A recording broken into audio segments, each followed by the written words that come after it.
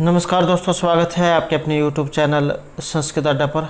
दोस्तों, आज की जो वीडियो इसमें हम करने वाले हैं संस्कृत की परीक्षाओं के लिए महत्वपूर्ण प्रश्न जो आपके आगे आने वाले एग्जाम के लिए महत्वपूर्ण हैं।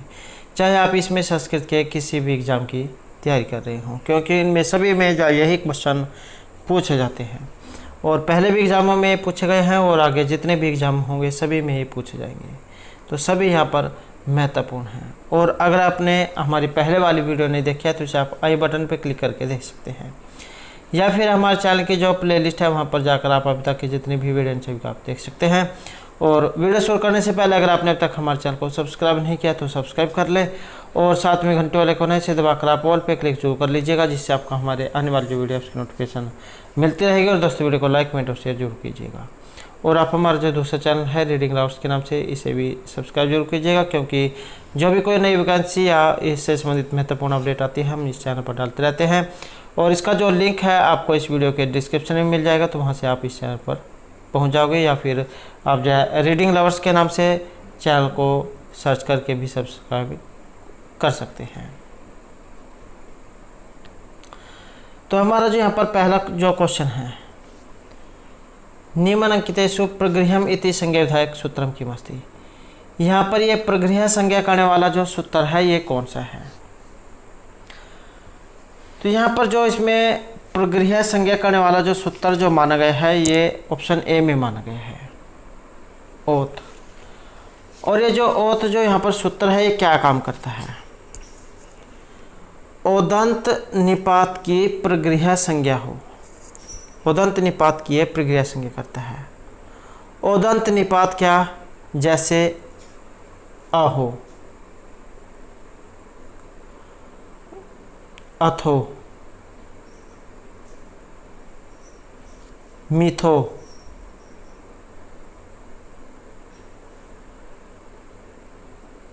और उताहो।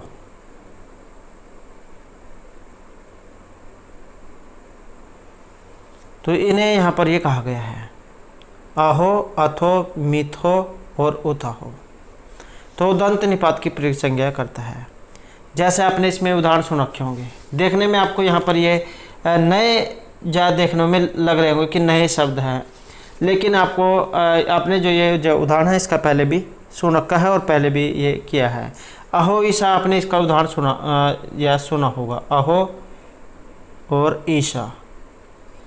तो ये इस सूत्र का उदाहरण है, ओत सूत्र का। अहो ईशा, अहो ये स्वामी है, अहो प्लस ईशा, तो ये इसका संधि विच्छेद यहाँ पर रहेगा। और इस दशा में अहो जो यहाँ पर आया है ये ओदंत निपात है और इसी की प्रक्रिया संज्ञा हुई है। और तब उसके बाद प्रकृति भाव और एचो आया जो है उससे का आदेश यहाँ पर फिर नहीं हुआ है। जैसे ये तो इसका एक उदाहरण था, ये अहोईशा वाला। दूसरा उदाहरण है जैसे मिथो आगच्छत हैं, मिथो आगच्छत हैं, वे दो साथ आते हैं।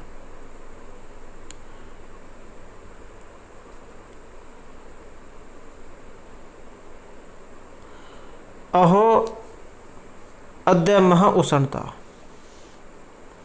तो अहो प्लस अद्य मह उष्णता कि अहो आज बहुत गर्मी है। अथो अपि,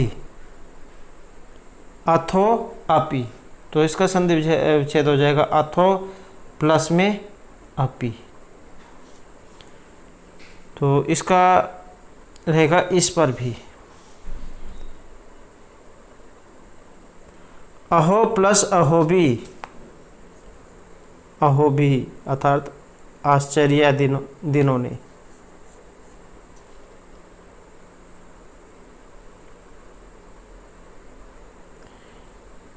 इदम सत्यम उताहो, ये वाला जो आया है उताहो, इदम सत्यम उताहो, तो इसका बनेगा इदम सत्यम उताहो प्लस इदम, तो इदम सत्यम उताहो कि यह सच है अथवा यह है।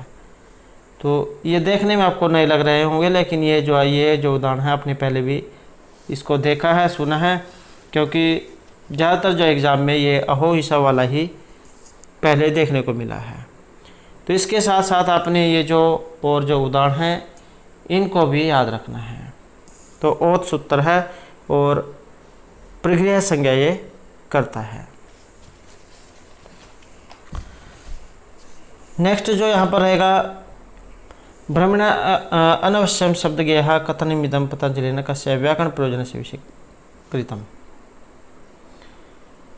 तो ये जो है यहाँ पर महर्षि जो पतंजलि जो है तो किस व्याकरण के प्रयोजन के लिए यहाँ पर कहे गए हैं। इसका जो यहाँ पर अर्थ जो है ये लिया गया ऑप्शन डी में, लघु विषय में।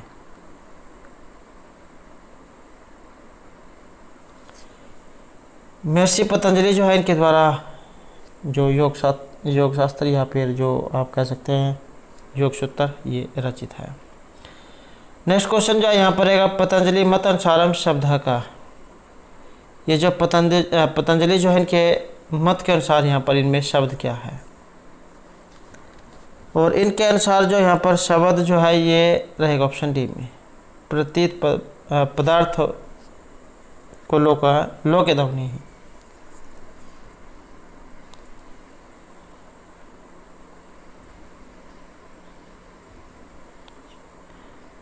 प्रतीत पदार्थ को लोके ध्वनि शब्द है इति उच्यते तस्मात् ध्वनि शब्द है।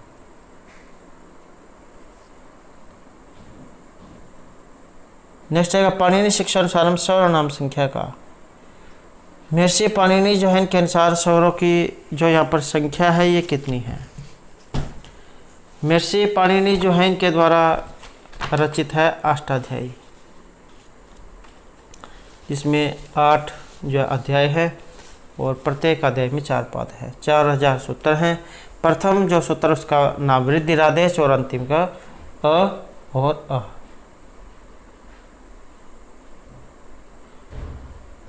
और स्वरों की संख्या, स्वरों की जो यहाँ पर संख्या जो है इसमें रहेगा ऑप्शन बी,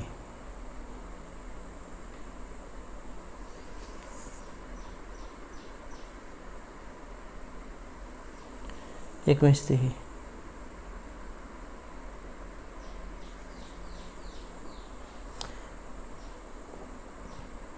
और स्पर्श पंचमी स्थिति।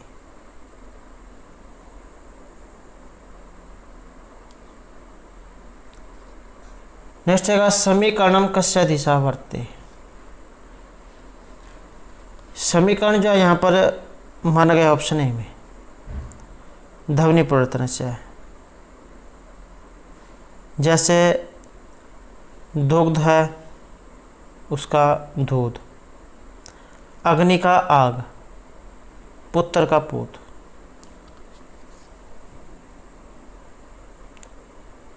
नेक्स्ट है हिब्रू भाषा। ये जो यहाँ पर हिब्रू भाषा जो आई है ये किस भाषा परिवार की है।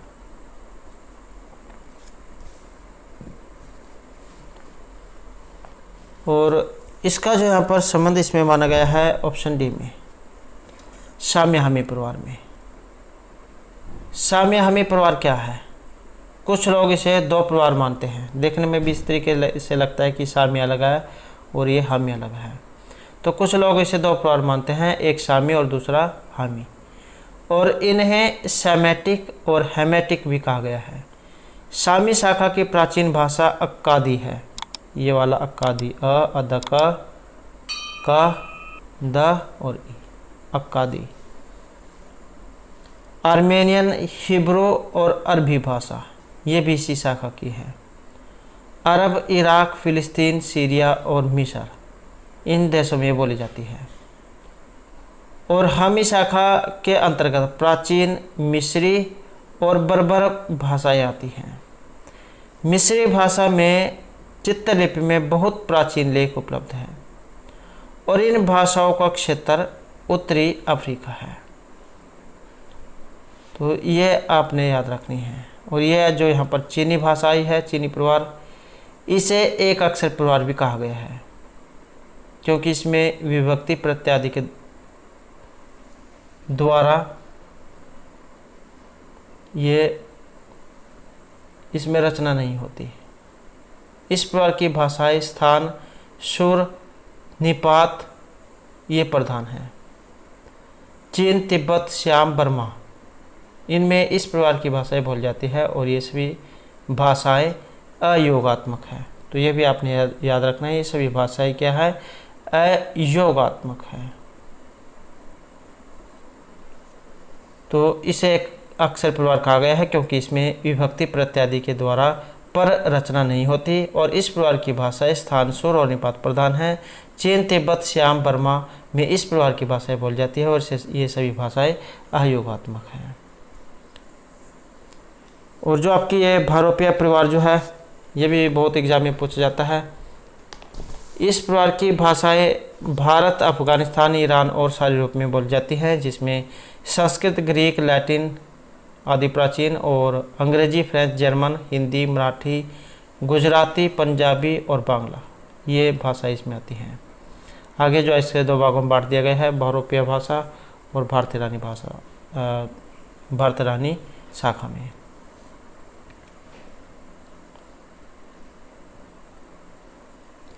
और ये आपका जो यहाँ पर सूडानी परिवार है। इस प्रकार की भाषाएं भूमध्य रेखा के उत्तर में पश्चिमी सिरे से लेकर पूर्वी सिरे तक बोली जाती है। इसके उत्तर में शामी हमी परिवार है और दक्षिण में बंतु परिवार है।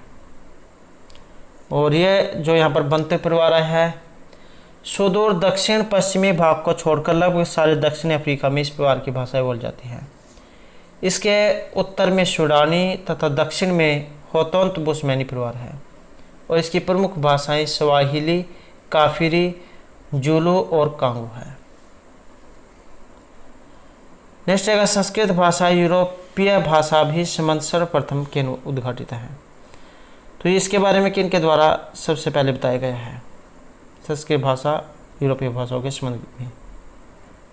ये जो यहाँ पर संस्कृत भाषा जो है ये भारतीय परिवार का हिस्सा है और इनके बारे में सर्वप्रथम जो है यहाँ पर किसके द्वारा बताया गया था।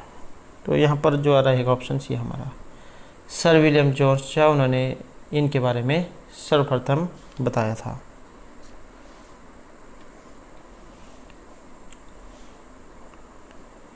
नेक्स्ट है बंतु परिवार कस्य खंडस्य भाषा परिवार अस्ति।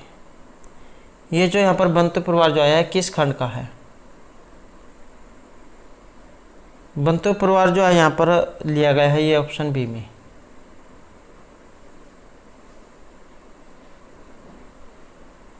ये जो दक्षिण पश्चिमी भाग जो है सुदूर दक्षिणी पश्चिमी भाग इसको छोड़कर लगभग सारे दक्षिण अफ्रीका में इस प्रकार की जो भाषाएं बोली जाती है और इसके उत्तर में सूडानी, दक्षिण में होतोंत बुशमैनी परिवार है। प्रमुख भाषाएं स्वाहिली, काफिरो, जुलू और कांगो है। ये आपका अफ्रीकी खंड के है।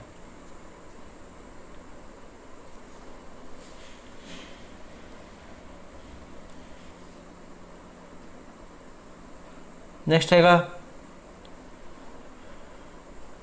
अर्थ संग्रह प्रत्यय लिंग कीदृशी भावना प्रोक्त है। लिंगन सेन। तो अर्थ संग्रह में शाब्दार्थी, शाब्देरार्थी और स्वर्ग भावना। यहाँ पर इसका अर्थ जो है ये ऑप्शन लिया गया है बी में,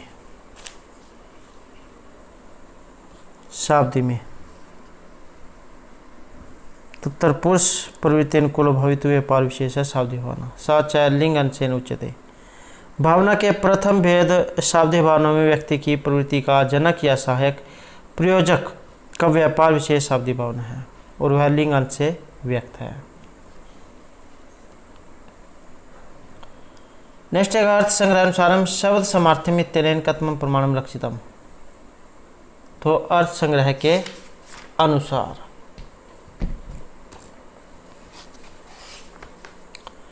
और ये जो आपका अर्थ संग्रह जो आया है तो इसके अनुसार यहाँ पर पूछा गया है और इसमें हमारा जो आंसर ऑप्शन रहेगा सी, लिंगम। शब्द समार्थ्यम लिंगम अर्थात शब्द की शक्ति लिंग है कि और जैसा कहा गया है कि सभी शब्दों की शक्ति लिंग कही जाती है और समर्थ्य सर्व शब्दाना लिंगमित्य अभिधीयते।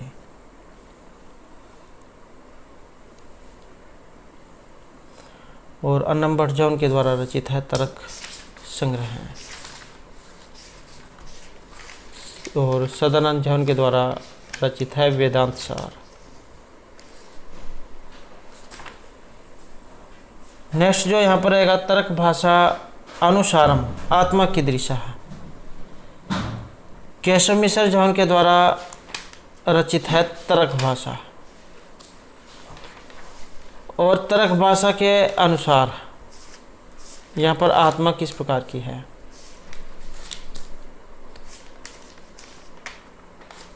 और यहाँ पर माना गया है ऑप्शन डी में प्रति शरीरम भिन्न विभूति नित्य च ज्ञानाधिकरण आत्मा शायद विविध है। और यह 2 प्रकार की है, जीवात्मा और परमात्मा। तत्तर ईश्वर सर्वज्ञ है, परमात्मा एक एव, जीव तो प्रत्यशिरम भिन्नो विभूति नित्य च।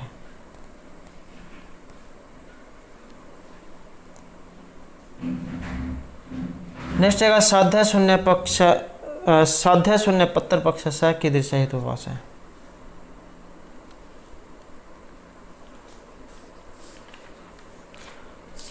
और यहाँ पर इसमें माना गया है ऑप्शन रहेगा ए में बाध है।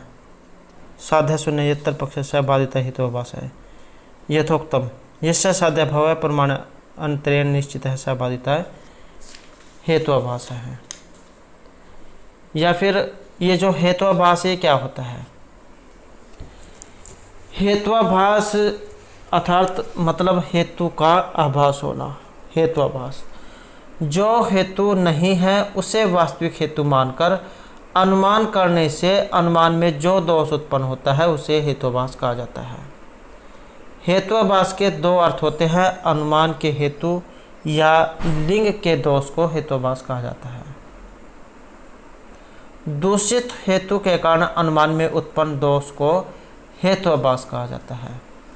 और न्यायिक जो है इन्होंने हेतुआभास का दूसरा अर्थ ही ग्रहण किया है, अर्थात दूषित हेतु के कारण अनुमान में जो दोष उत्पन्न होगा उसे हेतुआभास कहा जाता है।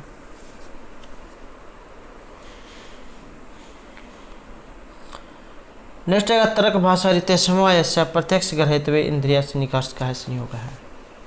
तो संयोग का क्वेश्चन है और वेरी वेरी इंपॉर्टेंट क्वेश्चन है, क्योंकि इसमें से भी एक जो है एक जैसे इसके यहाँ पर 6 भेद है तो एक न एक जो है यहाँ पर इसके भेद के बारे में पूछ लिया जाता है। तो समवाय के प्रत्यक्ष ग्रहण होने पर सन्निकर्ष, और यहाँ पर माना गया है ऑप्शन बी को समवाय को। जैसे यहाँ पर इंद्रियों का वस्तु के साथ जब संबंध होता है तो वो सन्निकर्ष कहलाता है। और जब तक इंद्रियों का वस्तुओं के साथ संयोग नहीं होता, ज्ञान का उदय नहीं होता, तो आगे इसके जो ये सन्निकर्ष जो है 6 प्रकार के बताए गए हैं। तो आपने ये याद रखना है सन्निकर्ष क्या होता है। इंद्रियों का वस्तु के साथ संबंध होना सन्निकर्ष है। और सन्निकर्ष के आगे 6 भेद है, संयोग, सुख समवाय, सुख समेत समवाय, समवाय, समेत समवाय और विशेषण विशेष्य भाव सन्निकर्ष। संयोग सन्निकर्ष क्या है। इंद्रिय का वस्तु से साक्षात संपर्क, जैसे आँख से घड़े का सन्निकर्ष होना। सुख समवाय इंद्रिय का वस्तु से एक माध्यम के साथ संपर्क, जैसे आँख से घटतव या घड़े के लाल रंग का संपर्क होना। सुक्त संवेद समवाय अर्थात माध्यमों के द्वारा इंद्रियों का वस्तु से संपर्क, जैसे घट रूप तव या घड़े का लाल तव से संपर्क होना। समवाय कान से शब्द का प्रत्यक्ष होना। संवेद समवाय एक माध्यम के द्वारा समवाय संपर्क, जैसे कान से शब्द तव का प्रत्यक्ष होना। विशेषण विशेष्य भाव अभाव का प्रत्यक्ष होना, जैसे भूतल रूपी विशेष्य के माध्यम से घड़े के अभाव रूपी विशेषण का प्रत्यक्ष होना। तो इस प्रकार से यहाँ पर ये जो सन्निकर्ष जो है ये 6 प्रकार का माना गया है। और इंद्रिय का वस्तु से एक माध्यम के साथ संपर्क, जैसे सुख समवाय सन्निकर्ष। तो समवाय का जो है यहाँ पर ये माना गया है।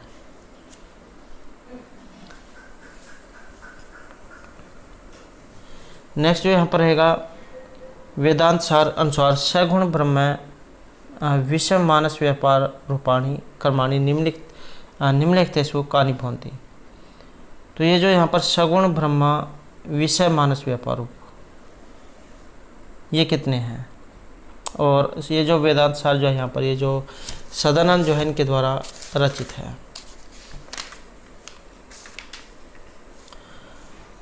और यहाँ पर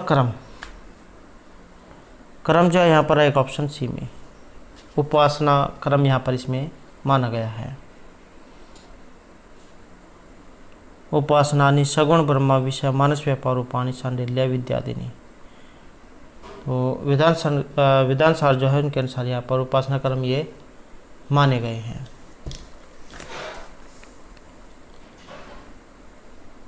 नेक्स्ट जो यहाँ पर रहेगा जीव ब्रह्म ऐक्यम शुद्ध चैतन्यम प्रमेयम इति अयम अनुबंध कथम है। तो इस प्रकार का यहाँ पर ये जो जीव ब्रह्मा के बारे में जो आया है ये अनुबंध कौन सा है? अनुबंध के बारे में आपने सुना होगा अनुबंध चतुष्टय का क्वेश्चन, अर्थात किसी ग्रंथ के अनिवार्य या अपरिहार्य अंग, अपेक्षाएं, शर्तें ये अनुबंध कहलाती है। जैसे किसके द्वारा ग्रंथ पढ़ा जाना चाहिए, इसका विषय क्या है, प्रतिपाद्य विषय के साथ इस ग्रंथ का क्या संबंध है और इसके अध्ययन का क्या प्रयोजन है। तो ये सभी यहाँ पर अनुबंध के बारे में बताए गए हैं। और अनुबंध यहाँ पर 4 प्रकार के ये बताए गए हैं। तो यह कह सकते हैं कि इस 4 भेद हैं: अधिकारी, विषय, संबंध और प्रयोजन। और जो यहाँ पर ये आया है जीव ब्रह्म ऐक्यम शुद्ध चैतन्यम प्रमेयम, और ये जो है यहाँ पर ये जो विषय जो है इसके बारे में कहा गया है कि वेदांत शास्त्र जो है इसका विषय है जीव और ब्रह्मा की एकता, जो शुद्ध चैतन्य रूप है और इस शास्त्र का प्रमेय है, क्योंकि समस्त वेदांत वाक्यों का तात्पर्य जीव और ब्रह्मा की वास्तविक एकता है। तो विषय से इसका संबंध है और ये 4 यहाँ पर प्रयोजन है: अधिकारी, विषय, संबंध और प्रयोजन। अनुबंध के ये 4 बीज है। अनुबंध चतुष्टय आपने याद रखना है। नेक्स्ट है समष्टि ज्ञान उपहित चैतन्यम किम भवति।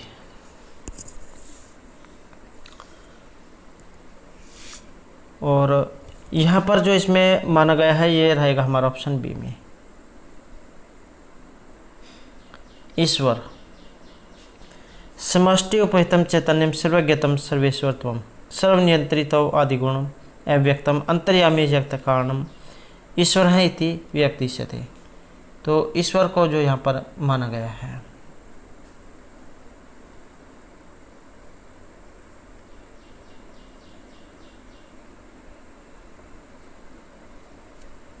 नेक्स्ट रहेगा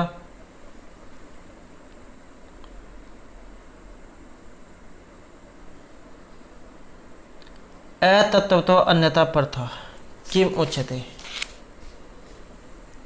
तो यहाँ पर जो आंसर जो हमारा रहेगा ऑप्शन बी में, अतत्वतो अन्यथा परतः विवृत इति उदाहरित है। विवृत क्या है? मिथ्या रूप से अर्थात ऊपर से दूसरे रूप में प्रतीत होना विवर्त कहा गया है। विवृत मतलब अपवाद।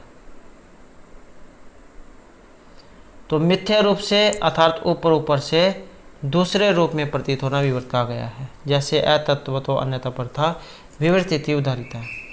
वेदांत का कारण संबंधी सिद्धांत विवर्तवाद कहलाता है। यूँ तो न्यायिकों के असत कार्यवाद के विरुद्ध अद्वैत वेदांती सत कार्यवाद का पक्ष लेते हैं, किंतु सत कार्यवाद की अपनी कठिनाइयाँ हैं और उत्पत्ति से पहले कार्य को न तो न्यायिकों की तरह ही असत मानना चाहिए और न सांख्यों की तरह सत, क्योंकि कार्य वास्तव में अनिर्वचनीय होता है और सत कारण से अनिर्वचनीय कार्य उत्पन्न होता है। अनिर्वचनीय कार्य का परिभाषिक नाम विवर्त है।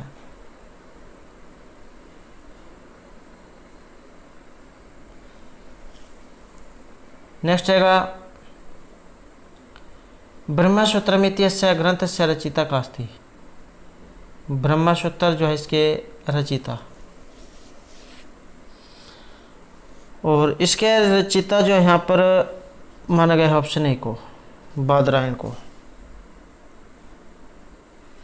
वेदांत दर्शन के सूत्र शैली में लिखा हुआ एकमात्र दार्शनिक ग्रंथ है ब्रह्मसूत्र, और आचार्य बादरायण कृत यह ग्रंथ 4 अध्याय में विभक्त है। नेक्स्ट जो क्वेश्चन है, शारीरिकम इति नामना किम भाष्यम प्रसिद्धम अस्ति। शारीरिकम इस नाम से भाष्य है, और इस नाम से जो यहाँ पर भाष्य है ये रहेगा ऑप्शन सी में, ब्रह्मसूत्रीय भाष्य है, शारीरिक भाष्य कहा गया है। नेक्स्ट है दृष्टवद अनुसर्विका इत्यस्मिन् संख्या कारिका प्रयोगे अनुसर्विका है इत्यस्य पदस्य का अर्थ है। इस पद का यहाँ पर अर्थ क्या है, संख्या कारिका क्या है, यह किन के द्वारा रचित है, और ईश्वर कृष्ण जो है उनके द्वारा रचित है ये संख्या कारिका। और इसमें किसके बारे में कहा गया है, दृष्टावद अनुसर्विका सह्य विशुद्ध अक्षय अतिशय युक्त हैं, तद विपरीत श्रेण व्यक्त अव्यक्त विज्ञानात्। इस प्रकार व्यक्त अव्यक्त और ज्ञेय इनके भेद ज्ञान से ही दुख त्रय से छुटकारा प्राप्त होता है।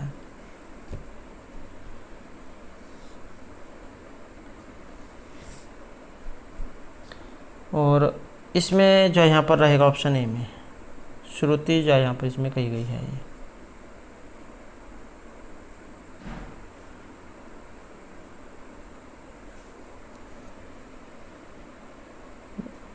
नेक्स्ट है अव्यक्तम कीदृश भवति। अव्यक्त यहाँ पर क्या है,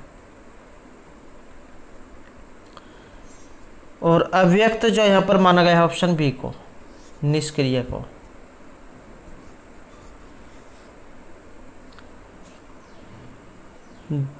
इसमें जो है यहाँ पर ऑप्शन बी कि कार्य की उत्पत्ति के कारण ही कहलाता है, जिस प्रकार दूध से दही बनता है, और वह अव्यक्त है।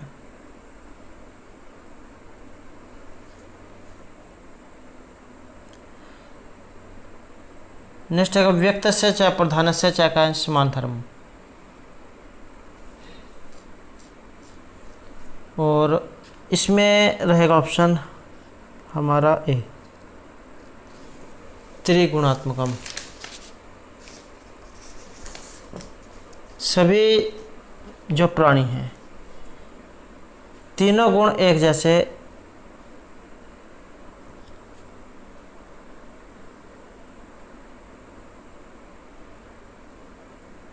और यहाँ पर जो है ये सुख दुख और मोह, ये जो है यहाँ पर 3 गुण माने गए हैं।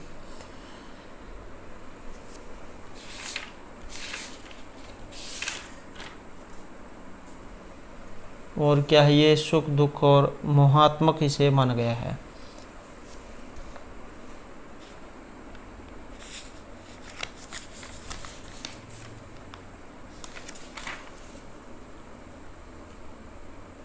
तो आपने सिर्फ यही याद रखना बस, इसमें त्रिगुण कौन कौन से हैं यहाँ पर, सुख दुख और मोह, ये वे 3 गुण हैं जिसमें सुख दुख और मोह रहते हैं। नेक्स्ट है संख्या दर्शन अनुसारम त्रिगुण विपर्यात किम सिद्ध्यति। त्रिगुण विपर्य जो है क्या है, त्रिगुण विपर्य से जो यहाँ पर अर्थ रहेगा ऑप्शन बी में, पुरुष बहुतव से। और इस जो यहाँ पर तर्क जो है त्रिगुण विपर्यात, इसके अनुसार 3 गुणों की अनुपातिक विभिन्नता पुरुषों की अनेकता सिद्ध करती है, और 3 गुणों की अनुपातिक भिन्नता सर्वप्रथम देवता, मनुष्य व राक्षस योनियों से द्रष्टव्य है। जो देवता हैं वो सत्व प्रधान हैं, मनुष्य को रजोगुण प्रधान माना गया है और राक्षस को तमोगुण प्रधान माना गया है। पुनः विभिन्न मनुष्यों में भी 3 गुणों का अनुपातिक विविधता दिखाई देती है, जिसके आधार पर हम मनुष्यों में भी भेद करते हैं। तो इसी वजह से यहाँ पर ये सिद्ध हुआ कि पुरुष अनेक हैं। तो त्रिगुण विपर्यात यहाँ पर ये पुरुष बहुत्व के बारे में बताया गया है। सभी जो प्राणी जो होते हैं इसमें तीनों गुण एक जैसे नहीं पाए जाते हैं। किसी में सत्वगुण होगा, किसी में रज, किसी में तमोगुण। तो पुरुष बहुत्व यहाँ पर रहेगा। नेक्स्ट है जो यहाँ पर क्वेश्चन है ये मिलान करने का है, और यहाँ पर मिलान करने में माना गया है ऑप्शन ए को। मिथ्या ज्ञानम तद्रूपम प्रतिष्ठितम, और ये लिया गया यहाँ पर विपर्य से।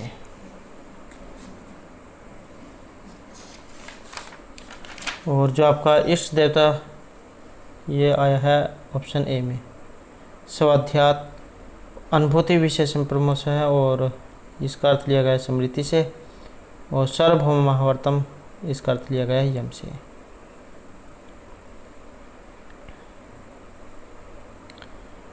नेक्स्ट है यथा मधुकराजम मक्षिका उत्पतंती अनुत्पतंती निविषम। तो यहाँ पर जो ये इस प्रकार का एक श्लोक है, ऐसा व्याख्या कस्य योग अंगस्य व्यास भाष्य अनुसार है।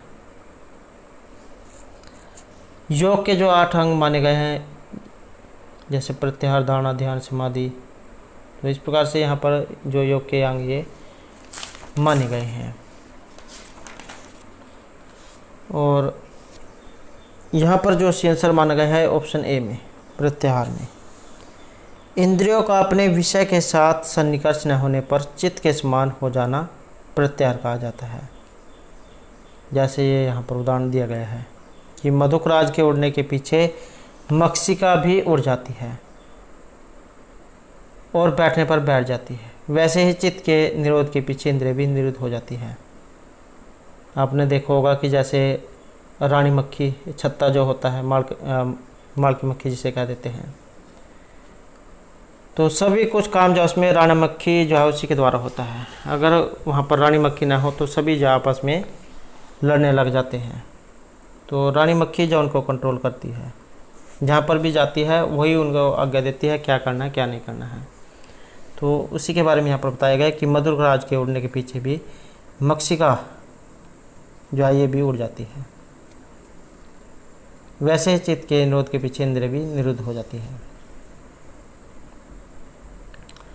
नेक्स्ट है योग दर्शन से व्यास भाष्य अनुसार चित्त भूमि नाम समुचित कर्म।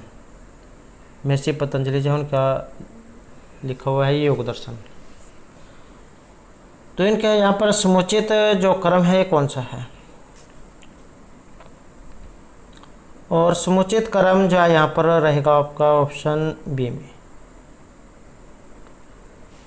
तो महर्षि व्यास जो है उन्होंने 5 चित्त भूमियों का उल्लेख किया है।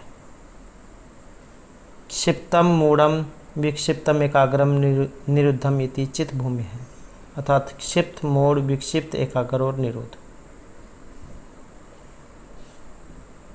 तो ये 5 चित्त भूमि कही गई है।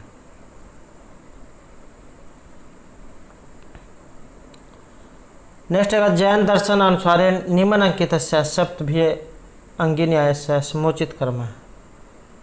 यहाँ पर भी इनका जो कर्म बताना है,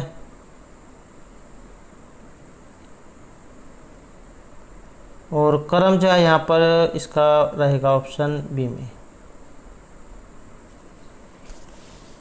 जैन धर्म जो है इसमें जैनों ने सप्तभंग न्याय की कल्पना की है, और इसमें 7 कर्मिक पद बताए हैं, इसलिए इन्हें सप्तभंगिया कहा गया है। मतलब 7 जो है इसमें रहेंगे। स्याद अस्ति समता इसमें सापेक्ष सत्ता है। स्यादना अस्ति कि इसमें आपेक्षिक सत्ता नहीं है। स्याद अस्ति च न अस्ति च, अंशतः है अंशतः नहीं है। स्याद वक्तव्य है कि यह किसी अंश में अवर्णनीय है। स्याद अस्ति च अवक्तव्यम, अंशतः है अथवा अंशतः अवर्णनीय है। स्याद न अस्ति च अव्यक्तव्यम च, अंशतः नहीं है और अंशतः अवर्णनीय है। स्याद अस्ति च न अस्ति च अव्यक्तव्यम च कि अंशतः है अंशतः नहीं है और अंशतः वर्णनीय है। तो ये रहेगा ऑप्शन बी। नेक्स्ट, अधोलिखिता नाम के शाखा से संबंध है, और यहाँ पर भी जाइए मिलान करने का क्वेश्चन है। इसमें रहेगा ऑप्शन सी है 2, 4, 1 और 3। और माध्यमिक का जो यहाँ पर माना गया है सर्वशून्यतम को। और जो योगाचार जो है यहाँ पर योगाचार को माना गया है ऑप्शन 4 के साथ ब्रह्मशून्यत्वम। स्वतंत्रिका है, इसका संबंध रहेगा ब्रह्मार्थ अनुमेयत्वम। व्यभाषिका जो इसमें एक बच गया है नंबर 3 ब्रह्मार्थ प्रत्यक्षत्वम। नेक्स्ट जो यहाँ पर क्वेश्चन है ये भी यहाँ पर इसमें मिलान करने का है, और इसमें रहेगा ऑप्शन ए। तो इसको अब देख लेते हैं। हर्षचरित जो है यहाँ पर ये महर्षि बाणभट्ट जो उनके द्वारा रचित है। जीवन चरित्र के ऊपर जो इन्होंने लिखी थी इनकी, क्योंकि ये इनके दरबारी कवि थे राजा हर्षवर्धन के। और मुद्रा राक्षस जो है यहाँ पर ये है विशाखा दत्त की। दंडी की है दस कुमार चरित। और जो यहाँ पर शूद्रक की है इनकी है मृच्छकटिका। नेक्स्ट है विज्ञान शकुंतला प्रतिकूल देव शमनार्थम कण्व कुत्र गता। उनकी विपत्तियों को दूर करने के लिए महर्षि कण्व कहाँ पर गए हुए थे? अभिज्ञान शकुंतलम में महर्षि कालिदास जो उनके द्वारा जो रचित है। काशी, प्रिया, कांची या सोमतीर्थ में। और ये भी महत्वपूर्ण क्वेश्चन है क्योंकि बहुत बार ये भी एग्जाम में देखने को मिला है। और यहाँ पर रहेगा ऑप्शन डी हमारा सोमतीर्थ पर।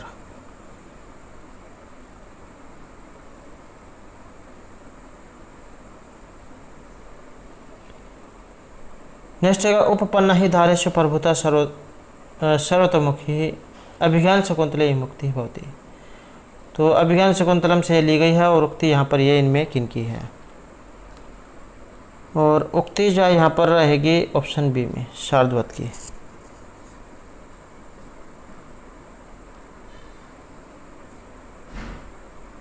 और यहाँ पर इसमें ये श्लोक आया है तदेशा भवता कांता तेज व इनाम गुह्यान व उपपन्ना ही दारे सुप्रभुता सर्वतोमुखी। अभिज्ञान शकुंतलम जो वहाँ से ये लिया गया है। नेक्स्ट है मेघदूते अस्य नद्यः लेखनास्ति। महर्षि कालिदास उनके द्वारा जो रचित है और गीति काव्य खंड काव्य आप इसे कह सकते हैं। और यहाँ पर नदी का एक उल्लेख नहीं हुआ है, तो कौन सी है? और नहीं हुआ है तो ये माना गया है तुंगभद्रा नदी का। नेक्स्ट है सुलभेशो अर्थलाभेशो परसंवेदने जनः कैदम दुष्कर्म कुर्यात् इदानीं शिविना विना। ऐसा उक्ति कम लक्ष्यति। महत्वपूर्ण जो यहाँ पर ये श्लोक आया है और कहाँ से ये लिया गया है? तो मुद्रा राक्षस जो है वहाँ से ये लिया गया है। और क्या इसमें कहा गया है? सुलभेशु अर्थलाभेशु पर संवेदने जनः का इदम दुष्कर्म कुर्यात् इदानीं शिविना विना। इसका जो अन्वय है कि पर संवेदने अर्थलाभेशु सुलभेशु इदानीं इदम दुष्कर्म जने शिविना विना का कुर्यात्। कि दूसरे की वस्तु को समर्पित कर देने पर राजप्रसाद आदि अर्थात राजमहल आदि सिद्धियों के सुलभ होने पर भी शिवी राजा के अतिरिक्त तुम्हारे समान कौन ऐसे दुख पूर्वक किए जाने वाले कार्य को कर सकता है? ये जो यहाँ पर श्लोक जो है इसमें चाणक्य चंदन दास के इस निश्चय पर मन ही मन प्रसन्न हो रहे हैं, क्योंकि वह अपने प्रिय मित्र राक्षस की रक्षा के लिए बहुमूल्य प्राणों तक को न्यौछावर कर देना चाहते हैं। चंदन दास कहते हैं कि मैं राजा के दंड से नहीं डरता, अतः राक्षस के परिवार को नहीं सौंपूंगा। चंदन दास के इस प्रकार के निश्चय को सुनकर चाणक्य उसकी प्रशंसा करते हुए कहते हैं कि इस पापी कलयुग में अर्थ लाभ के सुलभ होने पर भी दूसरे अर्थात राक्षस के परिवार को न सौंपकर इस वाले दर्द अर्थात पीड़ों को तुम्हारे बिना कौन सहन कर सकता है। जिस प्रकार सतयुग में महाराजा शिवी ने कपोत की जीवन की रक्षा के लिए अपने शरीर के मांस को बाज पक्षी को समर्पित कर दिया था।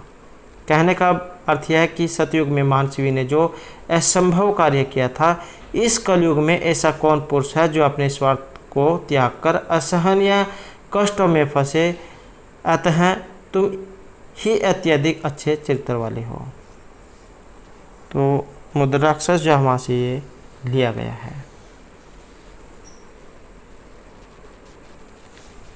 महत्वपूर्ण श्लोक है। और उक्ति जो है यहाँ पर आएगी ऑप्शन सी में, चंदन दास। तो चंदन दास जहाँ यहाँ पर यह बात कह रहा है।